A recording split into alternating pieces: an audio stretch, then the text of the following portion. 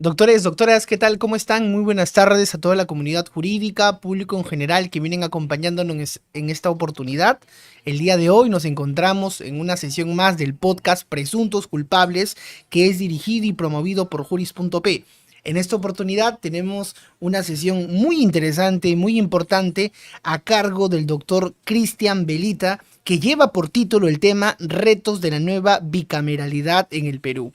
Para ello tenemos que recalcar algo muy importante. El doctor es doctorando en Derecho por la Universidad Mar de la Plata de Argentina, maestro en Derecho Constitucional, especialista en gestión pública, en Derecho Constitucional, gestión municipal, oficial de cumplimiento. De la misma forma ha sido gerente municipal de la provincia de Huancayo, asesor legal y actualmente el doctor es decano del Ilustre Colegio de Abogados de Junín. Una biodata que data también de mucha importancia, de mucha relevancia, pero también con una voz autoritaria en estos temas de controversia, que son los retos de la nueva bicameralidad en el Perú. Doctor Cristian Belita, ¿cómo está? Muy buenas tardes, un gusto. ¿Qué tal, Marcelo? Muy agradecido en este espacio importante de jurídico en el cual se puede expresar ideas, fórmulas y sobre todo experiencias, ¿no? Para el correcto aplicar de las normas y sobre todo para aquellos que son pues apasionados del derecho. Doctor, centrémonos en algo muy importante que creo que todos los televidentes, toda la comunidad jurídica de Juris.p se hace la pregunta. José Gerí ya no es presidente del Perú y regresa a su plaza original de ser congresista, porque obviamente también al ser presidente del Congreso asumió por encargatura y conlleva un análisis jurídico que obviamente tenemos que analizar en cada uno de sus aspectos. ¿Qué conlleva este proceso, doctor? Bien lo has dicho, este proceso que ha estado más enmarcado por un tema de connotación política que de un respeto a la legalidad y el procedimiento que se tiene. No soy ningún seguidor seguidor, ¿no?, de Gerí por las acciones que ha cometido y sobre todo por los desaciertos que ha tenido en decisiones de políticas públicas, asimismo con la propia investidura de presidente. Sin embargo, el camino legal, como han estado comentando en inicio, era o es censura o es vacancia, ¿no? Y han optado por Correcto. lo primero. Y obviamente era por la cantidad de votos. Ya tenían el Fujimorismo una posición firme de que no iba a apoyar una moción de censura y que tampoco iba a apoyar una moción de vacancia. Entonces no se iban a completar los votos necesarios para una moción de vacancia. Entonces optaron por la censura. Sin embargo, eso también es materia de análisis. Correcto. Obviamente, al haber juramentado como presidente constitucional de la República, por Ujú, más encargatura que tiene todos los derechos y responsabilidades, tanto civil, penal y administrativa, y en este caso del control político que se ejerce, ujú. como un presidente. Correcto. Entonces, el camino, según mi entender, y que algunos también comparten, es el del camino de la vacancia. Sin embargo, optaron por lo segundo por la cantidad de votos y ya así está zanjado, ¿no? Gerí ya no es presidente y ahora, ¿qué cargo ocupaba? Obviamente uno de encargatura. Debería regresar, debería retornar, porque tiene la plaza, ¿no? De congresista, ¿no? Porque él ha sido elegido como tal y tenía solamente una encargatura. Doctor, algo que usted menciona y es algo muy importante sobre el tema de la vacancia es también en referencia al tema de los votos. 75 votos para suspender a José Gerí del cargo de presidente y 10 votos faltaron para que ya se convirtiera en vacancia. O sea, casi la mayoría de los votos de los propios congresistas ya generalizaba estos aspectos.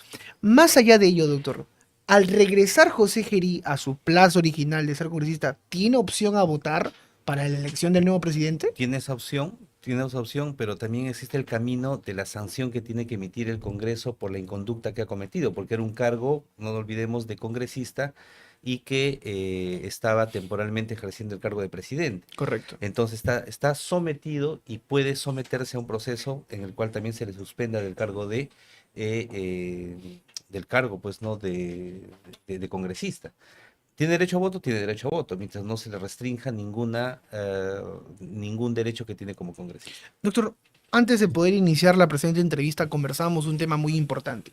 A la mayoría de los expresidentes se los ha podido vacar con la figura de la incapacidad moral. y conversando ya un tema más técnico, jurídico, no encajaba en cada uno de ellos quizás una conducta jurídica, legal, pero en este caso sí. O sea, José Gerí sí cometió una conducta de incapacidad moral, por lo mismo que se observó de las trabajadoras que ahora ocupan un cargo público, por las reuniones de los empresarios chinos, entre otros aspectos. ¿Qué nos conlleva, muy puntual la pregunta, a poder analizar en la realidad peruana? Ya este tema fue discutido ampliamente por cuanto las causales de vacancia tienen que ser expresas. Es decir, no puede ir a un tema de interpretación extensiva, laxa, que permita ejercer un control abusivo del Congreso sobre el Ejecutivo. Entonces, el término incapacidad moral lo podemos entender de diferentes maneras, ¿no? De acuerdo a la percepción Ujú. filosófica, la especialidad o la formación que tiene cada uno. Entonces, los anteriores presidentes tenían imputaciones de delitos. Ujú. Es decir, justamente las defensas iban, no, pero si no se ha comprobado mi delito, pero no era un tema que iba por una sanción penal o una conducta punitiva por alguna inconducta funcional, sino por la forma de actuación de la autoridad, de la máximo representante del Perú en su vida cotidiana. No encajaba en la mayoría porque eran imputaciones de orden legal que deberían ser un proceso probado, Ujú. pero forzando en la mayoría de los casos es que fueron vacados por incapacidad moral. El TC también llegó a ese momento y dijo que eso tenía que regularlo el Congreso. En este caso, como conversábamos fuera de cámaras, Gerisi pues tuvo acciones, digamos, inmorales, ¿no? Porque si hablan de incapacidad moral, estábamos hablando de las conductas, la exteriorización de la conducta en formas que reprochen el interés colectivo Ujú. y de la comunidad, es decir, cómo Claro. los peruanos vemos la conducta de un presidente en su accionar cotidiano. Entonces, Gerí, al reunirse encapuchado, fuera, ¿no? de los horarios, dando una versión que era por el año chino, ¿no? Contradiciéndose, ¿no? Luego yendo nuevamente, haciendo llamadas telefónicas y al día siguiente le quitan un proceso de sancionador de Indecopi Ujú. a los que, con los que se ha reunido, ingresando damas, ¿no? Al Palacio de Gobierno, contratándolas en Cargos masa, ¿no? En públicos. cargos públicos, ¿no? Con sueldos, pues, jugosos.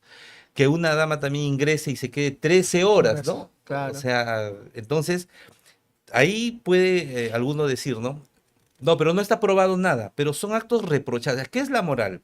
Son actos reprochables por la comunidad en la cual tú te desenvuelves. Y en este caso, el presidente Gerí claramente hizo acciones reprochables, ¿no? Que lindan pues con la inmoralidad. Ujú. Aquí sí estaba aprobado esa causal. Sin embargo, tuvieron que forzar la censura porque no alcanzaban los votos. Y porque si iba en un proceso de vacancia, el fujimorismo no lo iba a apoyar y no tenían los votos necesarios para ser vacado. Doctor, algo que usted ha mencionado y es algo muy interesante, hay 4 postulantes para ser presidentes de la República. Se va a elegir mediante una votación y obviamente yo escuchaba en los medios de comunicación, creo que también usted lo pudo observar, que lamentablemente de los partidos que se encuentran agrupados van a elegir lo que hay. O sea, lo que está de los congresistas con serios procesos, serias investigaciones, en algunos casos que gozan de inmunidad parlamentaria, pero nos conlleva a nosotros poder analizar qué es lo que tenemos que tener en consideración para que puedan tener un consenso y no deje en un estado ilegítimo al Perú, porque actualmente no tenemos presidente, es la gran preocupación. O sea, y ahí conlleva la siguiente pregunta. ¿Qué pasaría si un estado u otro país quisiera invadirnos? No tendríamos una persona que nos gobierne, que nos lidere, no habría un mandatario, las Fuerzas Armadas intervendrían. Entonces, todas esas figuras creo que es un buen momento para conversarlo en este podcast. Eso es importante, ¿no? En el derecho, y hay veces cuando estos temas se tocan pues en plataformas cotidianas, comunes, es un poco difícil de explicar, ¿no? Pero en realidad el derecho está gestionado o está creado, vamos a decirlo así, para ver temas de probabilidades. Ujú. Y efectivamente, el derecho lo que permite es normar o reaccionar oportunamente para regular las conductas, regular los procedimientos, regular lo que pueda ocurrir en el campo jurídico. A la pregunta que tú dices, no, efectivamente en este momento no tenemos un representante del país y han esperado para hacer sus pactos políticos hasta el día de hoy en la noche para ver quién asume la presidencia. Lo que se va a elegir ahora es quién preside el Congreso, o sea, quién va a presidir la mesa directiva. Una vez que se apruebe quién, la mesa directiva se le va a encargar la presidencia y obviamente el segundo vicepresidente va a asumir la presidencia del Congreso, más o menos como ocurrió anteriormente con el presidente Gerino. Entonces, son temas que debe el Congreso o el Senado, en este caso, y la Cámara de Diputados, que en la bicameralidad que tenemos ahora ingresando, deben corregir, toda vez que no puedes tener pues un país soberano, que tiene pues historia, que tiene pues 34 millones de habitantes, estar a la deriva, justamente por imperfecciones de la Constitución. Tanto han hablado un grupo, ¿no?, de políticos que han accedido al poder, nueva constitución, nueva, y han hecho lo que han querido. Prácticamente han cambiado toda la constitución. O sea, ese discurso, por ejemplo, ya no encaja en esta campaña política de hacer una nueva constitución, porque nos han cambiado casi la mayoría de los artículos de la constitución. Y como han querido, ¿era legal? Totalmente legal, porque así lo permite la constitución, ¿no? Que el Parlamento, el Congreso en este caso, podía hacer esas modificaciones, esas reformas constitucionales. Entonces, es un trabajo importante que no debe quedar en el vacío de quién debe asumir temporalmente. En este momento deberíamos tener una cabeza presidencial. ¿Cómo no vamos a tener? Imagínense, ¿no? Ahora, ¿a quiénes le deben respeto, subordinación las Fuerzas Armadas, la Policía Nacional del Perú? Al presidente de la República. En este momento, a quién están sometiéndose? En realidad eso también lo resuelve la costumbre jurídica, la antropología jurídica y también el propio tema social. Le deben respeto al pueblo, porque es el soberano. Entonces, deben las Fuerzas Armadas y la Policía Nacional regularse en un marco constitucional de respeto a la población, a la nación, al Perú, sin hacer ningún acto diferente, ¿no? Por más que no haya un presidente, igualmente tienen pues su respeto a sus normas internas y sobre todo a la Constitución. Doctor, usted mencionaba algo muy interesante que data del año 2024. En el año 2024 el Congreso dijo, ya no vamos a tener congresistas, vamos a pasar a una bicameralidad. Sistema de senadores y sistema de diputados. 130 diputados y 60 senadores que están postulando para ocupar un cargo público, un cargo funcional. Dentro de su perspectiva, ¿cree usted que esto es un avance, es un retraso, genera un aspecto político, social?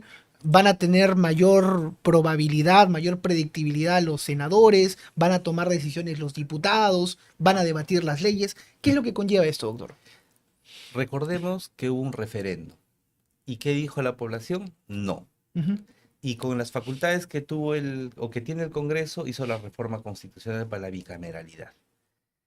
Obviamente al ciudadano de a pie y a todos los que nos puedan preguntar respecto a la bicameralidad, violación de menores, salir de la Corte Interamericana y otros aspectos que se ponen, el aborto, ¿no? Y otros temas que se ponen en campañas políticas, siempre van a estar desprestigiadas. Siempre van a decir, estoy a favor, estoy en contra, porque son temas polarizados que polarizan al país. Entonces, si ya la población había manifestado su voluntad de que no existe una bicameralidad y el Congreso fuerza, tenemos que jugar con las reglas constitucionales que están puestas. No podemos hacer un estado de sitio y desconocer las reglas que tenemos en este momento. Y en este momento tenemos una bicameralidad que tiene que ser bien informada y también discutida al interior del nuevo reglamento con los nuevos senadores y diputados que ingresen. En primer lugar, ¿qué tenemos? Si ya tenemos la bicameralidad, lo primero que tenemos que verificar es el aspecto presupuestal. Uno, no puede ser que de 1.000 millones que se tenía para el Congreso, ahora se tenga 1.700 millones en el 2026, a ese año. Uno. Dos, si tú divides esa cantidad entre 130 congresistas, ¿no? Porque el problema no es los sueldos, porque tú dices, esos señores cobran los sueldos, ¿no? El tema es un tema normativo, porque ahí tienen seguros privados, beneficios de instalación, de representación y otros. Si tú divides 1.700 millones entre 130 congresistas por 12 meses casi le cuesta 1 millón de soles un congresista mensualmente. Wow. 1 millón de soles.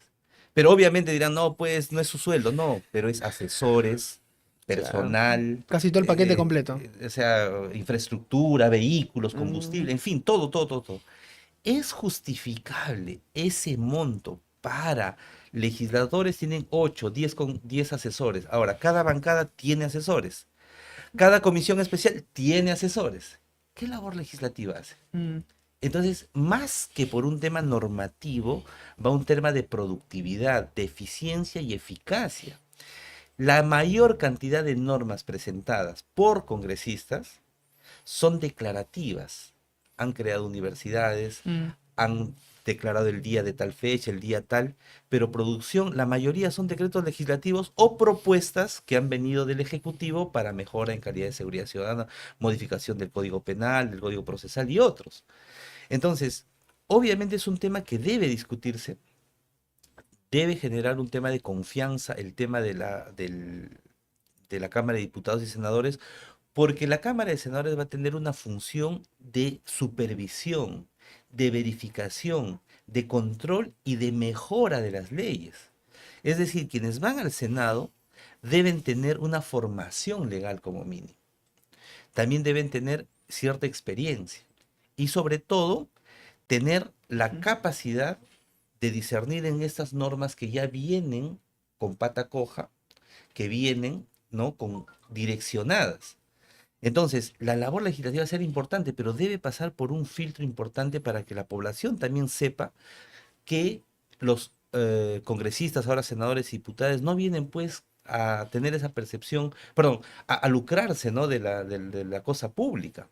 La percepción del Congreso está muy mellada justamente por decisiones como esa. Entonces, una labor importante es que se modifique ese reglamento, Claro. que se vea el tema interno del tema presupuestal y que sea lo eminentemente necesario para que funcione administrativamente. Doctor, Eso en primer orden. un tema muy interesante era el tema de representación. Ahora muchos congresistas están buscando también ocupar nuevamente ser diputados o en algunos casos ser senadores. El tema de representación obviamente viene de un gasto del Estado para poder adjudicarles, para poder establecerse. ¿Cómo se viene llevando actualmente a mira de las elecciones ese aspecto? Pero imagínate, ¿no? Tienen un reglamento que contradice la ley de presupuesto, que Ujú. contradice la propia ley orgánica y la Constitución, que en semana de representación pueden hacer actividad política. ¿Con Wow, presupuesto de quién? el Del Estado. Estado. Pero sí le restringes a otras autoridades a que no puedan hacer su trabajo, ¿no? Político, porque están ejerciendo un cargo público. Entonces, hay temas que definitivamente deben ser revisados en el nuevo Congreso, la Cámara de Diputados y Senadores. Y esta representación pasa, o la elección de estos congresistas que pretenden hacer una segunda gestión en la Cámara de Senadores, pasa por el escrutinio público. ¿Y a qué nos referimos ahí? El famoso término que siempre se ha tenido, el voto informado. Mm. Es sencillo hacer un clic dentro de la página del Congreso o buscarlo hasta ahora con la inteligencia artificial, que es una maravilla, que si no nos incorporamos en esta vamos a desfasarnos en el tiempo. Mm. Es importante que perdón, que estos congresistas pasen por el escrutinio público y pueden verificar cuál ha sido su labor parlamentaria, Claro, productiva, qué leyes, ¿qué a han qué hecho? están inclinados. E insisto que la mayoría han hecho normas de carácter declarativo, ¿no?, que no han solucionado los reales problemas del país. Han hecho normas que han pretendido eh, un poco beneficiar a, a los partidos políticos, han pretendido emitir normas favoreciendo a la minería ilegal, Mm. a las AFPs, al tema de los recursos naturales del país.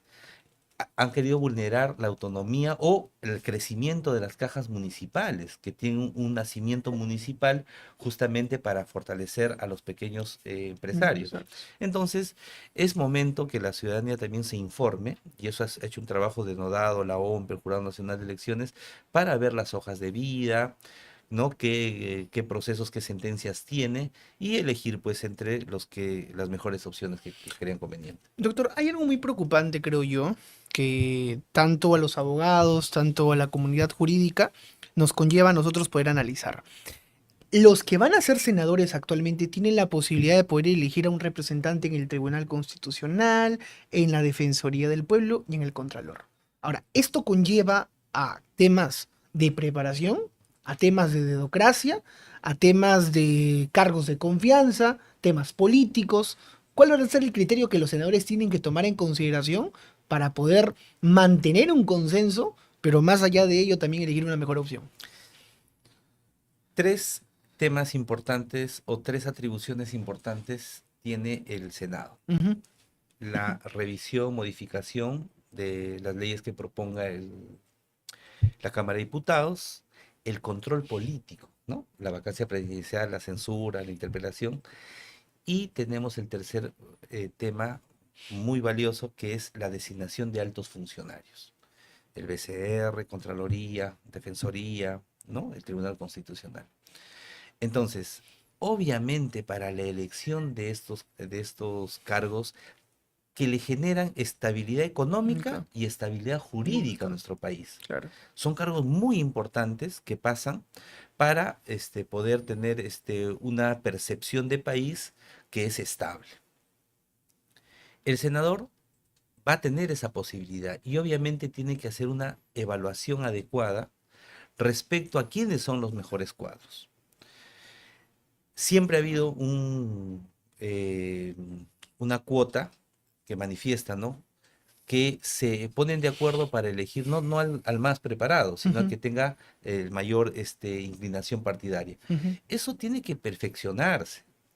Debe respetarse la trayectoria profesional, la trayectoria académica, la experiencia que se tenga en materia jurídica para ser miembro del Tribunal Constitucional, para ser sobre todo defensor del pueblo. Mm, El defensor del pueblo no puede ser pues defensor de los congresistas, pues, defensor de un partido político.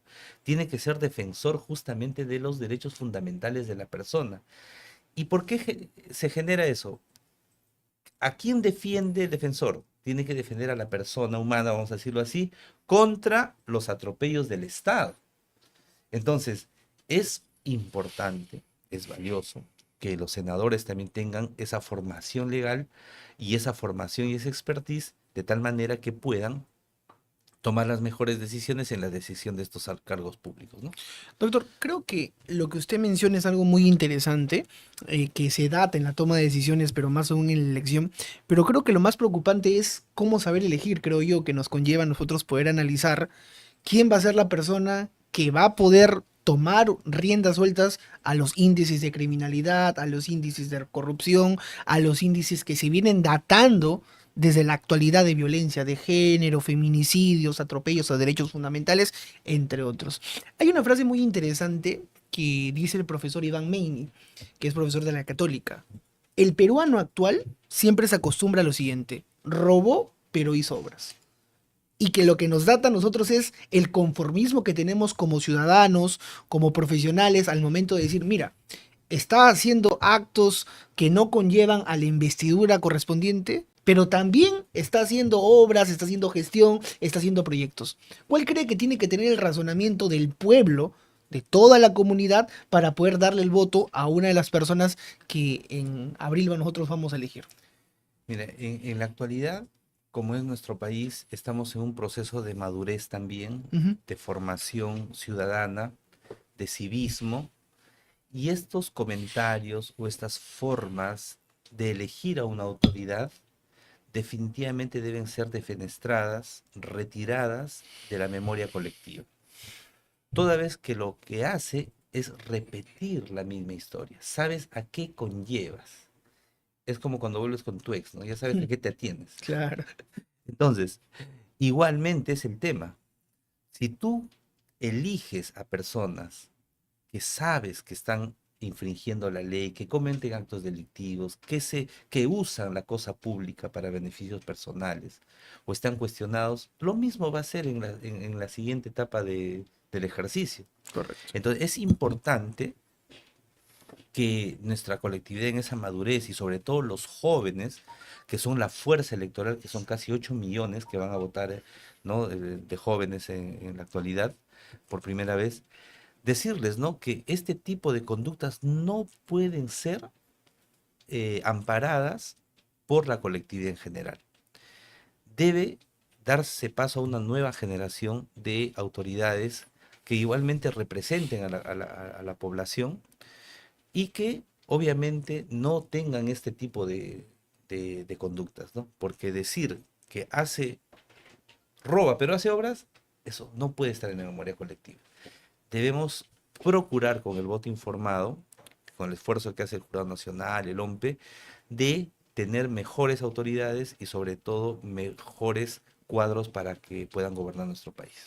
Doctor, a propósito de lo que usted menciona, este Congreso ya saliente, llamémosle así, ha hecho muchas modificatorias al Código Procesal Penal.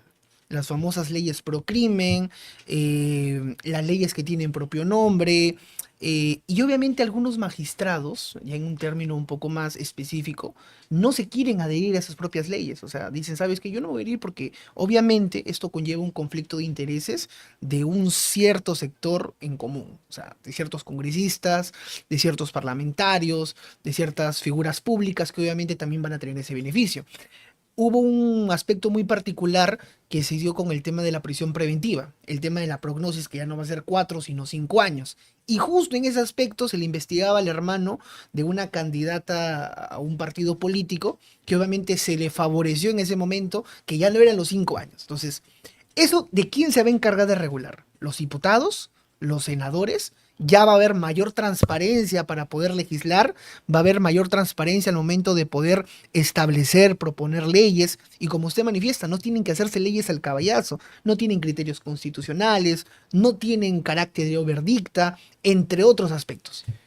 Eh, En este tema es muy importante recordar Ujú. que estas leyes denominadas pro crimen han sido pues con nombre propio para beneficiar y Correcto. dentro de todo también hubo una propuesta que felizmente no prosperó, que era quitar la facultad del control difuso a los jueces, no Ah, sé si sí. recordarán Sí, sí, sí. que fue tan discutida, ¿no? Aparte de todo este cúmulo de normas, imagínense pues querer abrazar al poder judicial como si fuese un omnipotente y omnipoderoso el Congreso y quererle dictar la forma del razonamiento jurídico y la independencia que constitucionalmente se tiene, ¿no? Claro. Los jueces de nuestro país deben ser garantía de independencia.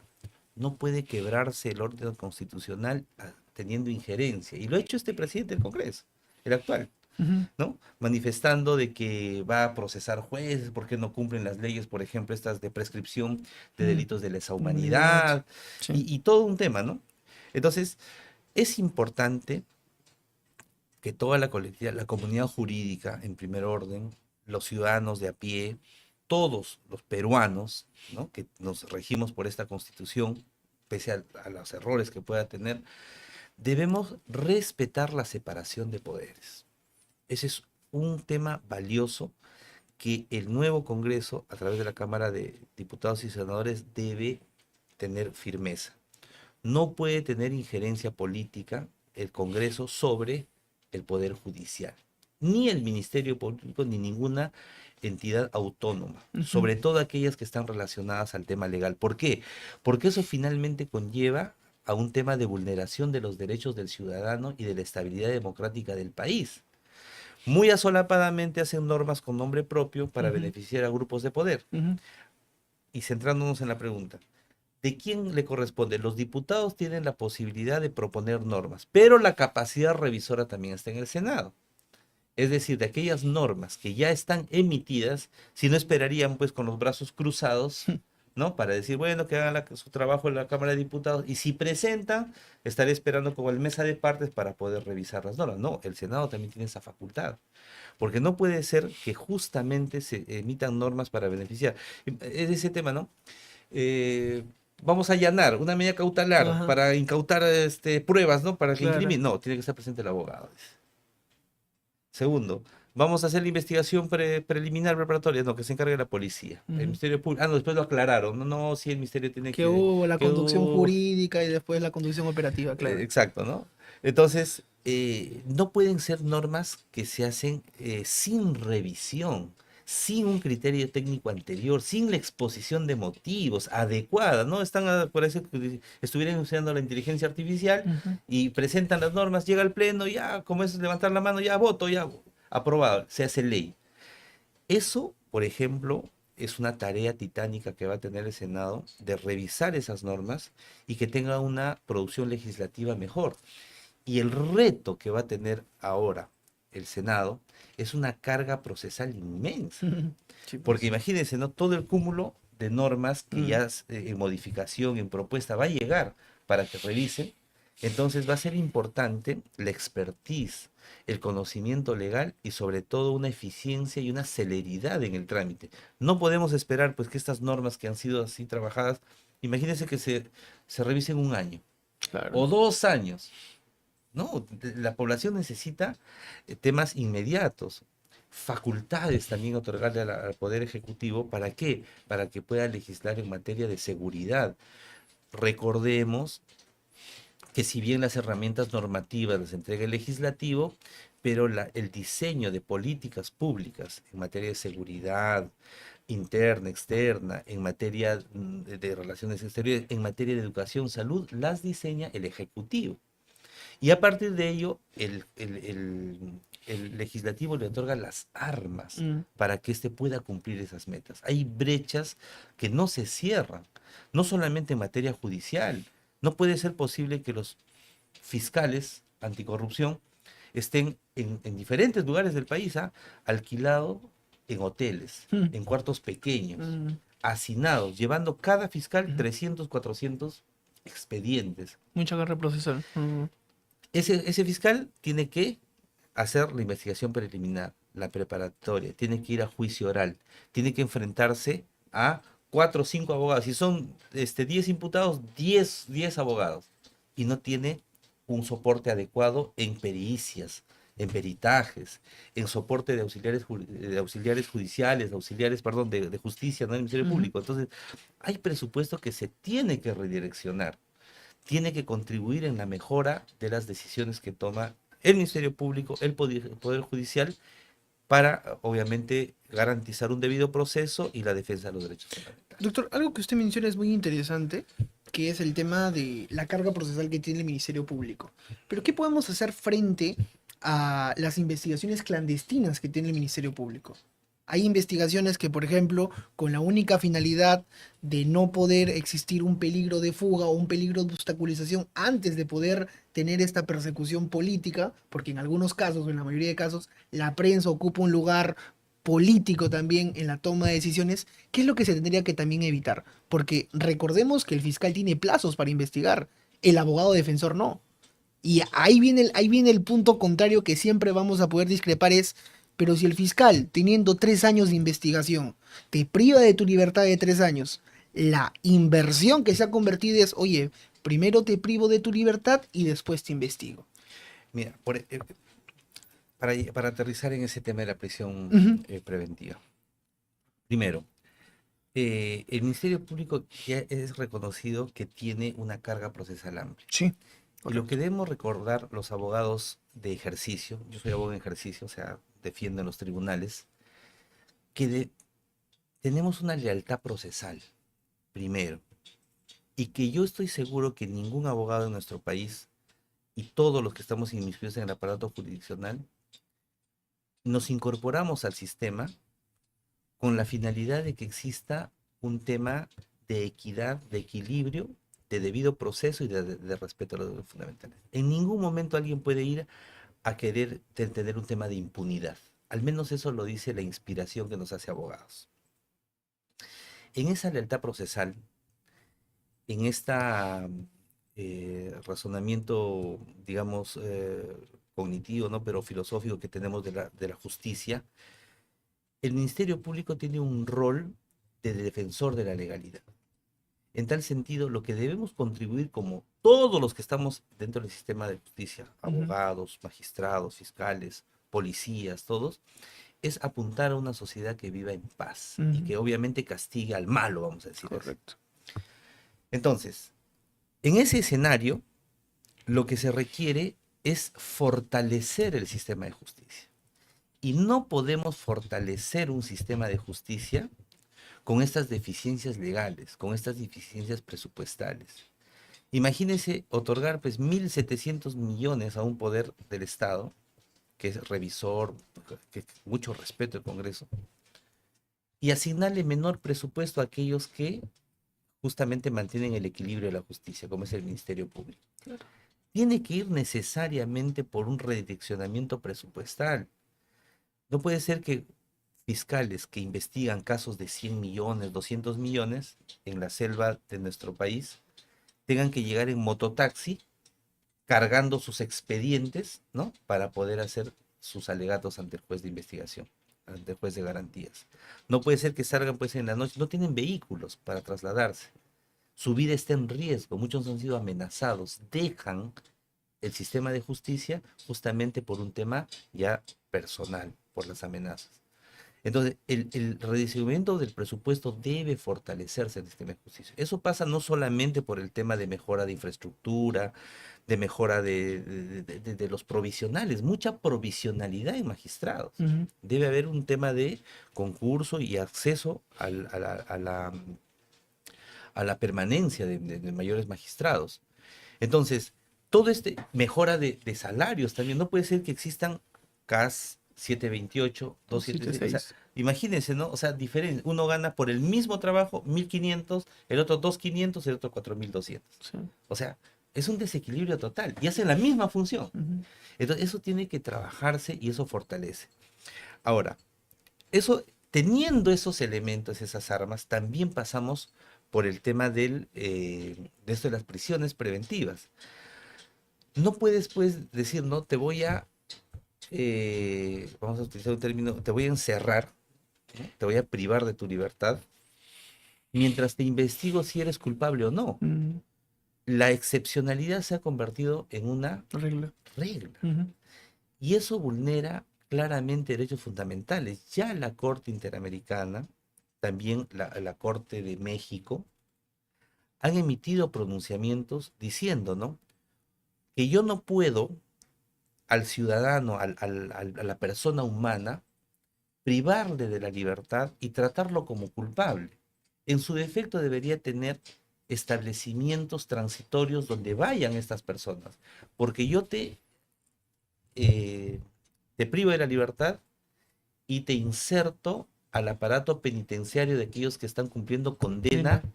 firme. Mm, O sea que ya han sido probadamente su culpabilidad en un proceso. Y no puedo yo mezclar eso. Le limito el derecho a la defensa, porque si bien es cierto, yo puedo, sí tienes derecho a la defensa, ¿de qué manera yo puedo tener acceso a la defensa de mi abogado de manera permanente? mm, Vendrá pues una vez al mes, a veces no me puedo contar, no tengo esas libertades. Entonces es importante que ese tema de la prisión preventiva también tiene que ser regulada de manera adecuada, no pensando en un sistema abrasador que lo que hace es castigar y que tenga sesgos cognitivos. Estos sesgos cognitivos lo que único que nos hace es eh, culpar o tener una forma de percepción del ciudadano que se incorpora a un proceso judicial. Dice, es acusado de violación. Ah, no, ese es violador. Ya, no me importa, ¿no? Entonces, el operador de justicia, a veces dicen, no, solamente el sesgo cognitivo está relacionado al juez al momento de impartir. No, desde el policía, desde el Ministerio Público, desde el claro, secretario, el asistente jurisdiccional, ¿no? Llega una persona, se denuncia por corrupción, ah, este es corrupto, y te trato como corrupto hasta el final. correcto. Y yo tengo que demostrar mi inocencia. Entonces, son garantías que deben ser discutidas, deben ser necesariamente mejoradas, pero siempre pensando en la persona humana. Y esto va a ir de la mano con la capacitación. Mira, hace puso, y es conocido, estuve de paso en Costa Rica por un tema de una pasantía. Y hay una ciudad judicial, Mm. ¿no? O sea, tiene todo. Sus laboratorios, tiene su academia para acceder a ser perito, por ejemplo, tienes que estudiar 3 años y eres asistente de peritos. As- Tienen los ISOs de certificación y de acreditación.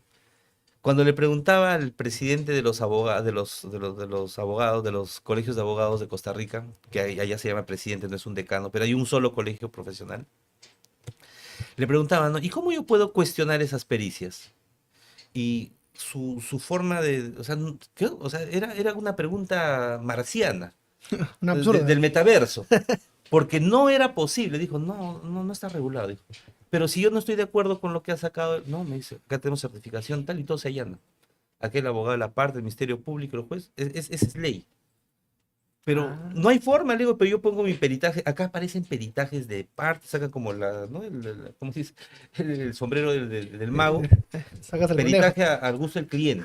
Y Ya. no hay una regulación adecuada, por eso es el fracaso también del sistema de defensa o de persecución de los delitos de corrupción porque no tenemos peritajes adecuados. Todos presentan su peritaje. ¿Estás en juicio? Ah, prueba nueva. No, ya, sí, ¿qué pasa? El peritaje. Y al cuerno el peritaje, ¿cómo se llama? Que se hizo oficial, ¿no? Ujú. Pero muchas veces, ¿por qué? Porque no tenemos la calidad y la expertise necesaria para ser perito.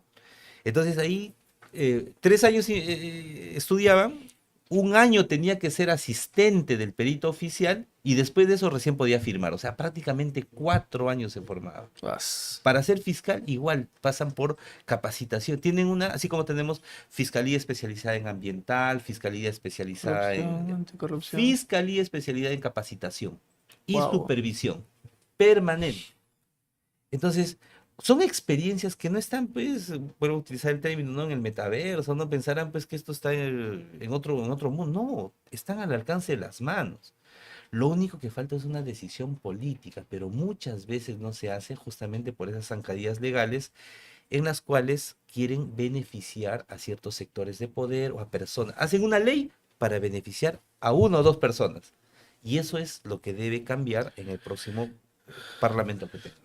Doctor, ya para ir finalizando la entrevista, muy amena de paso.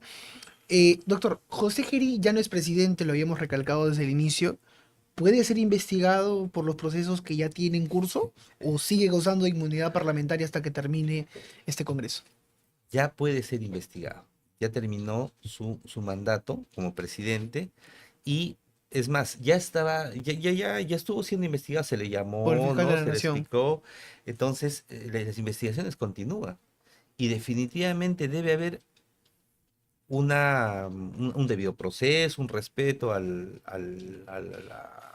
procedimiento, en fin, al derecho a la prueba y obviamente ha sido grosera la forma de un actuar de un presidente, ¿no? A ver, ¿cómo se dice? La esposa del César, la mujer del César, no solamente debe ser honesta, sino también parecerlo. Eso lo decía César, ¿no? Cuando su esposa se fue a una Saturnalia, ¿no? Ujú. Que tenían licencia las mujeres de poder ir. Eso, no, pero yo fui a ver, dice, ¿no? No, yo no hice nada, pero sí, pues, pero tú eres la esposa del César, dice, ¿no? ¿Y quién es el país? El presidente se casa con la patria. Sus cuestiones ya no tiene vida privada. Y es público. Toda autoridad, congresista, alcalde, presidente de la República o cualquier autoridad de elección popular, tiene que saber que desde el momento que es postulante, desde el momento que pisa una candidatura, es un personaje público. Es más, ya también en cortes americanas, en la Corte Interamericana han mencionado que cuando una autoridad está en ejercicio, ni siquiera pueden los ciudadanos cometer un delito de difamación en su contra. Es decir, tu condición de persona humana respecto a la honorabilidad se si no bien se quebranta, pero lo que hace es ponerse en evidencia para que pueda ser en escrutinio público. Entonces, aquellos que están en la vida política, aquellos que van a ser elegidos deben saber que deben responder a la colectividad. Y si es que en algún momento tienen algún tema privado que consideran privado y es expuesto públicamente siendo autoridad, tienes que explicarle a la población, porque yo necesito una autoridad que se conduzca legalmente, con respeto a la Constitución y sobre todo con respeto a los ciudadanos por la investidura que tengo, moralmente hablando, éticamente hablando. Bien, doctores, doctoras, eso ha sido la entrevista con el doctor Cristian Velita referido al sistema de bicameralidad en el Perú, los nuevos retos, los nuevos desafíos que van a conllevar este análisis técnico, este análisis práctico. Y obviamente también esperando que no sea la primera vez, doctor, que nos acompaña, sino otras sesiones de podcast muy interesantes y de gran aporte a la comunidad jurídica. Palabras finales de su parte, doctor. Siempre agradecido a estos espacios porque justamente la comunidad jurídica necesita estos espacios de diálogo, de conversación. Y obviamente el derecho es creador, pues, ¿no? Es importante que nos incorporemos en una corriente de diálogo, de disputa de ideas, ¿no? Acá muchas veces en un aspecto cotidiano las personas lo toman redundando de materia personal, ¿no? Ujú. Discutes, no, pero es personal, pero en materia jurídica es muy importante el debate de ideas, la confluencia y al final llegar a un punto de equilibrio. Entonces, agradecido con el espacio y sobre todo decir pues a la comunidad jurídica, a los estudiantes de derecho sobre todo, que hay que incorporarnos en la inteligencia artificial. Es un reto importante, no solamente para todo el aparato público, sino para los abogados. Estuve ahora último en la clase del doctorado en Argentina, en Mar del Plata, y el maestro hablaba que en 10 años muchas carreras van a ser superadas por la inteligencia artificial. Este también, por ejemplo, es un reto nuestro Wow. que está como tarea pues, para la plataforma. Gracias, gracias por este espacio. Listo. Muchas gracias por la entrevista. Nos vemos en una próxima edición. Hasta luego.